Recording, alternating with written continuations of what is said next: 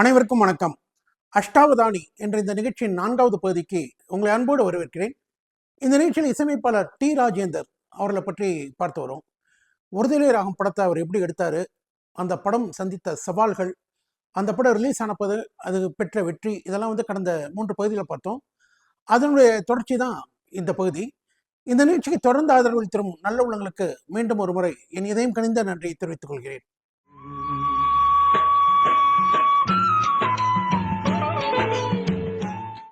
D. ராஜேந்தரோட 2வது படம் வசந்த அழைப்புகள். ஒருதலை ராகம் ரிலீஸ் ஆயிட்டு ஒரு 4வது மாதம் இந்த படம் ரிலீஸ் ஆகுது. இந்த படத்தோட ப்ரொடியூசர் JPR. அவருக்கு ரொம்ப நாளாகவே ஒரு படம் டைரக்ட் பண்ணும் அப்படின்னு ஒரு ஆசை. ஸோ அவர் என்ன பண்ணுறாருன்னா, டிஆரை போய் பார்க்குறாரு. வசனம், பாடல்கள், இசை நீங்கள் கவனிச்சுக்கோங்க, டைரக்ஷன் நான் பண்ணுறேன், என்கிட்ட ஒரு கதை இருக்குது அப்படின்னு சொல்லிட்டு டிஆர்கிட்ட பேசுகிறாரு. டி. ராஜேந்தரும் ஓகேன்னு சொல்லிடுறாரு.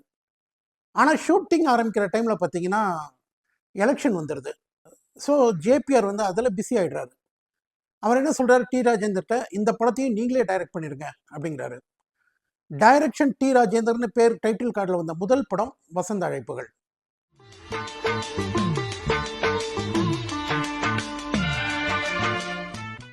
விஜயன், ரூபா, உஷா, ரவீந்தர் நடிக்க 12/9/1980 வசந்த அழைப்புகள் ரிலீஸ் ஆகுது.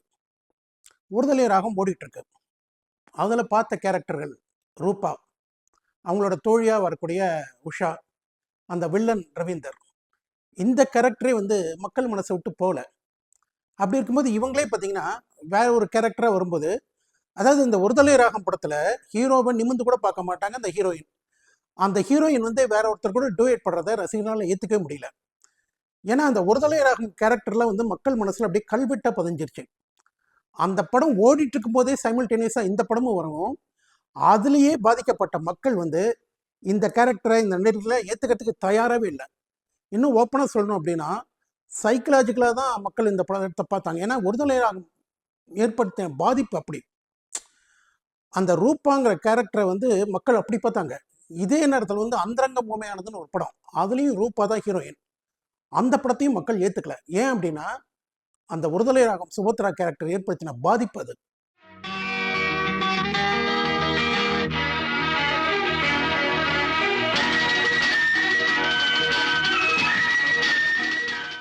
வசந்த அழைப்புகள் படம் ஃபெயிலியர் ஆனாலும் இசையமைப்பாளர் டி. ராஜேந்தர் வெற்றி பெற்றிருப்பார்.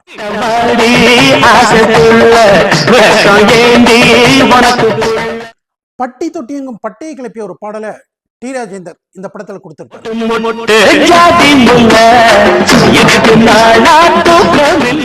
வசந்த அழைப்புகள் படத்தோட பேரை கேட்ட உடனே நினைவுக்கு வரக்கூடிய ஒரு பாடல்.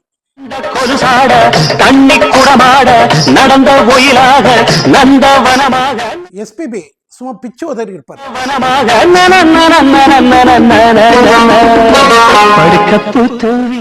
ரவீந்தரோட டான்ஸ் அட்டகாசமா இருக்கும்.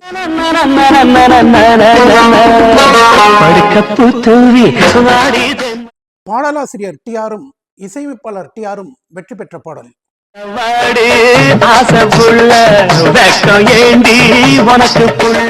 டி. ராஜேந்தர் இந்த படத்துல வில்லனா நடிச்சிருப்பாரு. பெண்களை மயக்கி கற்பழிக்கக்கூடிய ஒரு கேரக்டர். பெண்களை தொட்டு கட்டி பிடிச்சு டி. ராஜேந்தர் நடிச்சிருப்பார். ஏன் சொல்கிறேன் அப்படின்னா, டி. ராஜேந்தர் தன்னுடைய படங்களில் ஹீரோயினை தொடக்கூட மாட்டார், அப்படி நடிப்பார். ஆனால் வசந்த அழைப்புகள் படம் ஒரு விதிவிலக்கு. இதில் வில்லனாக வர்றதுனால பெண்களை கெடுக்கிற கேரக்டர்லாம் டி. ராஜேந்தர் நடிச்சிருப்பார். இதில் டிஆர் கொடுத்த ஒரு ஹிட் சாங்.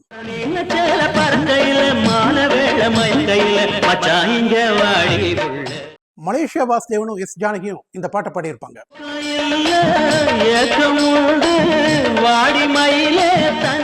வசந்த அழைப்புகள் படத்துல ரசிக்கும்படி இருப்பது பாடல்கள் மட்டும்தான்.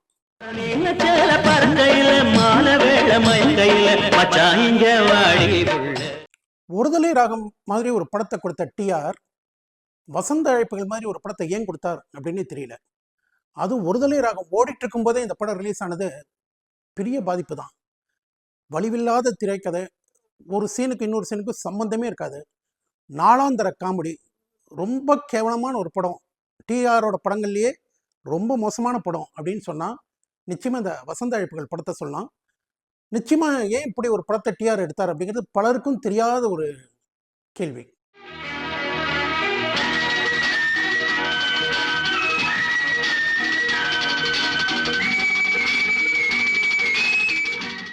வசந்த அழைப்புகள் படத்துல ஆறுதலான விஷயங்கிறது திரும்பவும் நான் சொல்றேன், பாடல்கள் மட்டும்தான்.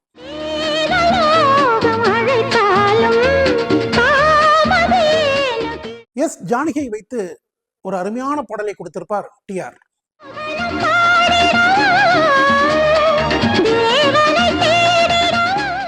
எயிட்டிஸ் கிட்ஸ் பலருக்கு மறக்க முடியாத ஒரு பாடல்.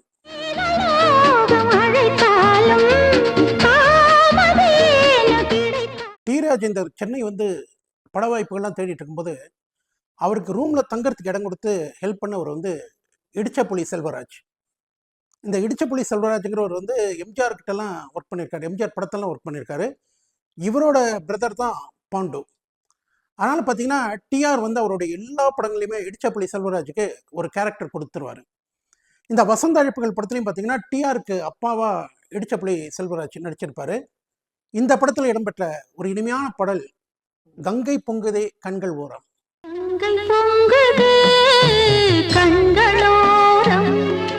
சோகப் பாடல்களை எழுதுவதிலும் படைப்பதிலும் டிஆர் என்றுமே தனது தனி முத்திரையை பதித்திருப்பார்.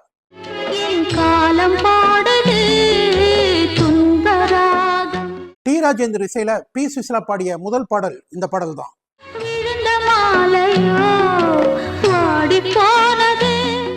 1980களில் அடிக்கடி ஒலித்த ஒரு பாடல் இந்த பாடல்.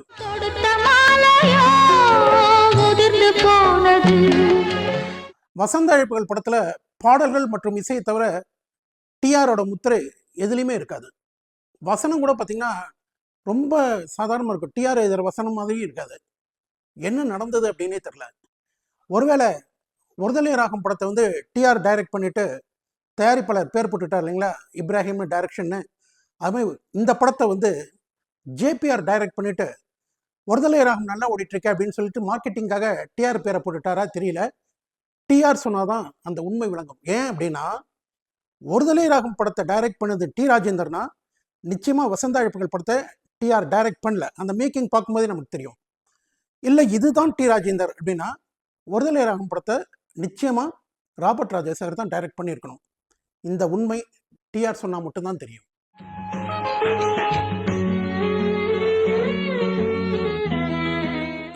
பன்முகத்தன்மை கொண்ட டிஆரோட அடுத்த படம் என்ன, அதில் இடம்பெற்ற பாடல்கள் என்ன, இதை நாளைய பதிவில் பார்க்கலாம். நன்றி, வணக்கம்.